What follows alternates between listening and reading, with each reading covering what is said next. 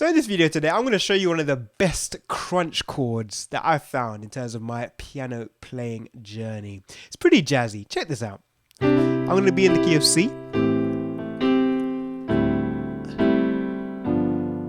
I'm going to be playing 4 chords: C major, A minor, D minor, G7. I'm just smiling to myself because when I play this chord, you're going to feel it. Check this out. I'm going to play the 5, but in another way. Still 7, but it's going to be a bit different. Have a listen. There it is.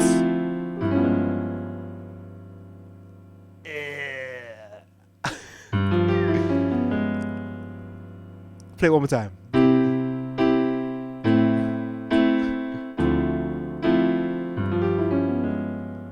And let's get some more color tones in terms of the other chords as well, just to balance out a little bit. I'm going ahead with a kind of triad approach. No, let's add some more flesh to it. So let's go like this. There you go. There we go. No, we're not going to be doing G7 the second time. Check it out. There it is.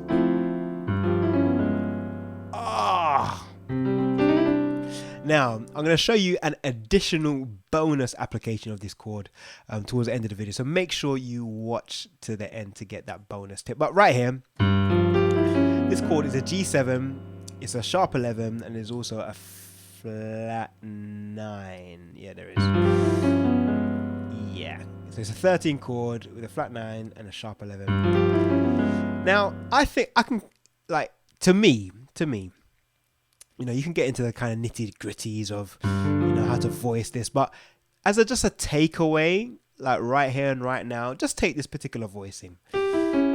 Super easy to remember once you kind of get your head around it. So with the left hand, so we're dealing with a G. So we're going to be looking at this crunchy chord here. So essentially, it's a G7. That's what we have, a G, or even just a G major. Yeah.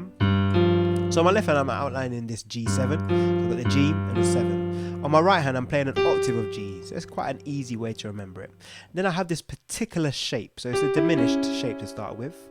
Then we go down a tone, and then we go down a minor third. So we play a diminished chord, starting on the root and descending. So it'd be ultimately a D flat or a C sharp diminished. Then we go down a tone. That's the next note we need. And then we have a tone and a half or a minor third. That's literally the voicing. If you can remember that, you're good. You're good. Let's use this in another application then. So let's just play the same chords. Let's go to the key of F. So it would be like this. So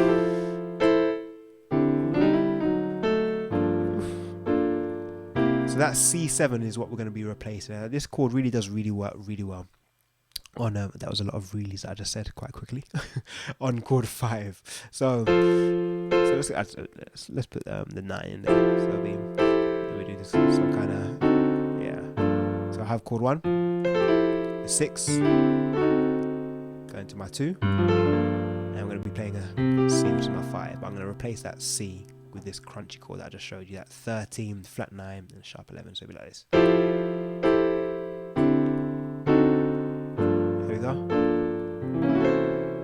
That sounds so good. Same idea. So on my left hand, I'm outlining the 7, so the flat 7 in relation to C. On my right hand, I'm playing an octave. Then I'm going to be playing a diminished. Go down a tone, next note. Go down a minor third, next note. Yeah. So one more time. So I'm playing a diminished chord, kind of backwards. This F sharp or G flat diminished. I'm going down a tone to E. Be going down a minor third to D flat or C sharp. So good. One more combination. Let's go to the key of G. Same chords, by the way. So this is the 1. That's the 6, the 2, and this 5, which we're going to change by including this 13 chord, flat 9 and sharp 11. So right here.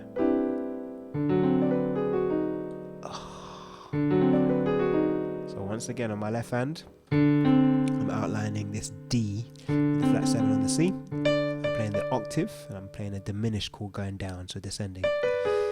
So this A flat diminished, then I'm going down a tone, and then I'm going down a minor third away from this F sharp. There you go.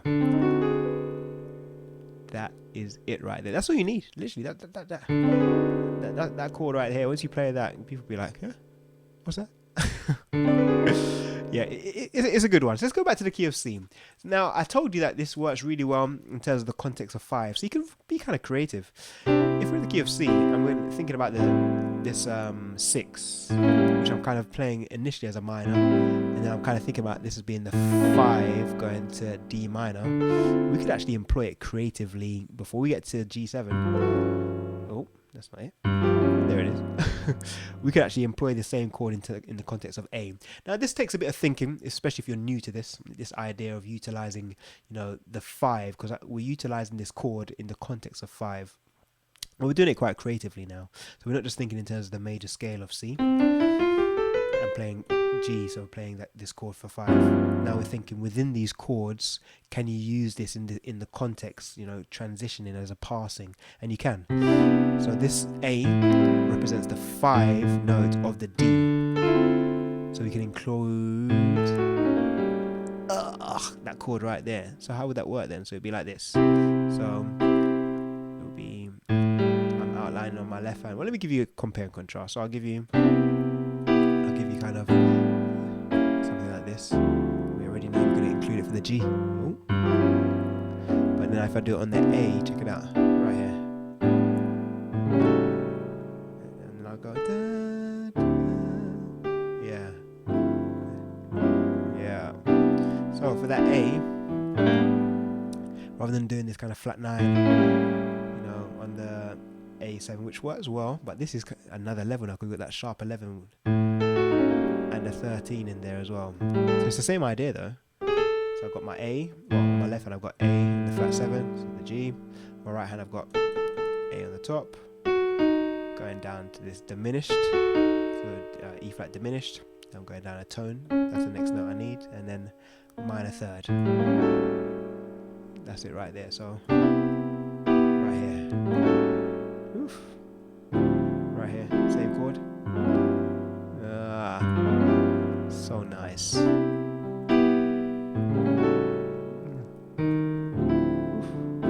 Yeah. Okay, now the bonus feature I want to include for you is that you can, I like to not just play this on the 5. I like to actually finish sometimes on chord 1, but playing this chord. Yeah, so check it out. So it'd be something like this. So you can include it here, yeah, and then to finish, so you're gonna finish right here on the C. Like some people like to do that, just get in that kind of sharp 11 on the C.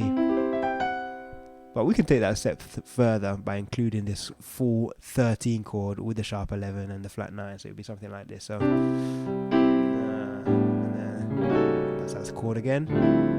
So say we're going to finish right here, and you can go. It's like an unanswered question. It's like, huh? I like that. And anything with that Lydian kind of feel in terms of that sharp 11 really does create some interest, like really. Yeah. So this chord, it really does work. So I would probably do, if I was going to end like that, I probably wouldn't include it so much. In fact, let's not include it at all. So we'll just have this chord progression. I'll play it 2 times. So maybe we'll include it here, that's fine. But I know I'm going to finish now. This is going to be the last time, so I won't include it. I'll do like a G sus. And then finish right here. Yeah. What a way to finish. What a chord. What a beautiful chord. It's crunchy, but it's still got some delicates in there. It's still kind of delicate. Yeah. Yeah. So one more time.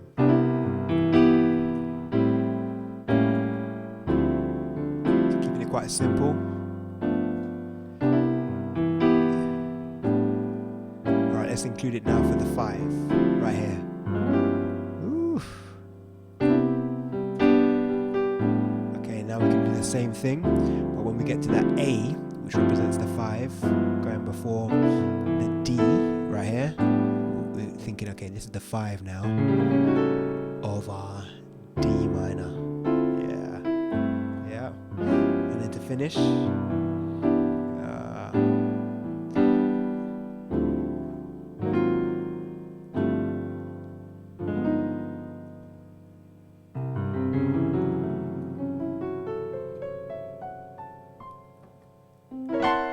come on. What a chord. 13, flat 9 with a sharp 11. Enjoy practicing that, and I'll see you in the next video. Take care. Bye for now.